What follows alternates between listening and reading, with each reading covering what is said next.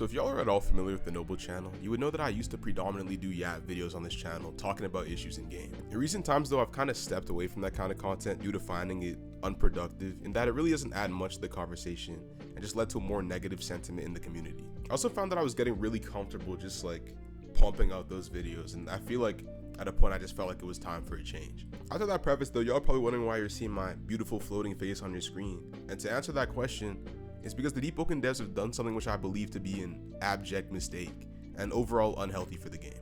That mistake being the new Dormant Splinter, and more specifically the way you obtain it. So if y'all interested in that topic, you know, like the video, subscribe, let's get right into the content.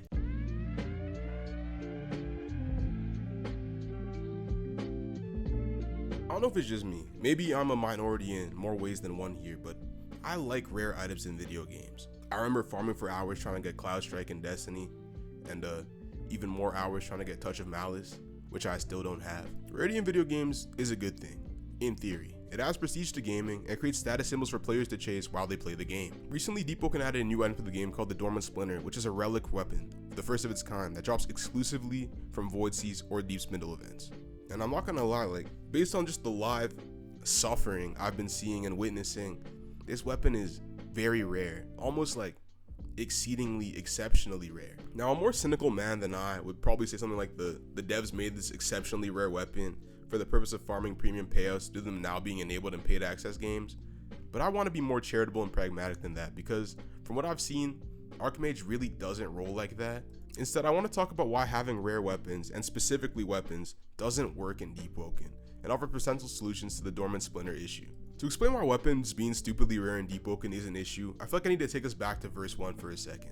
Back in verse 1, there were 2 different legendary weapons, which is fucking shocking, I know, but you know, stay with me here. Those 2 legendary weapons were the Curved Blade of the Winds and the Crypt Blade for Shadow and Gale respectively. Now, with these 2 weapons being some of the rarest items in the game, you can probably imagine that like 6 people total had them, and as you can further imagine, it was a nightmare in multiple ways. The first real issue was balancing, because you know, as you can imagine, it's pretty difficult to gauge the strength of a weapon off of a few very dedicated players who happen to have it, which as you can imagine led to periods of time where Curved and Crypt Blades were just some of the most oppressive weapons in the entire game, because it turns out in a game state where literally nobody has enchants, you know, having one built into your weapon is pretty strong. Paired with some of the best stats in the entire game, and you know, Crypt Blade just not having end leg back then, queuing into a Curved or Crypt Blade was kind of just like an instant loss if you didn't know what you were doing. These weapons now have like clearly become shells of their former selves, but I still remember the 70 damage Crypt Blade, bro. I won't forget. The second main issue with this was build diversity. I don't think I need to go into as much detail on this one, but it's pretty obvious that when literally 5 people have these exceptionally rare weapons, the other 30,000 people do not. And when the best weapon the rest of us peasants could muster back then was like a Forgotten Gladius, you can imagine that community resentment was pretty high.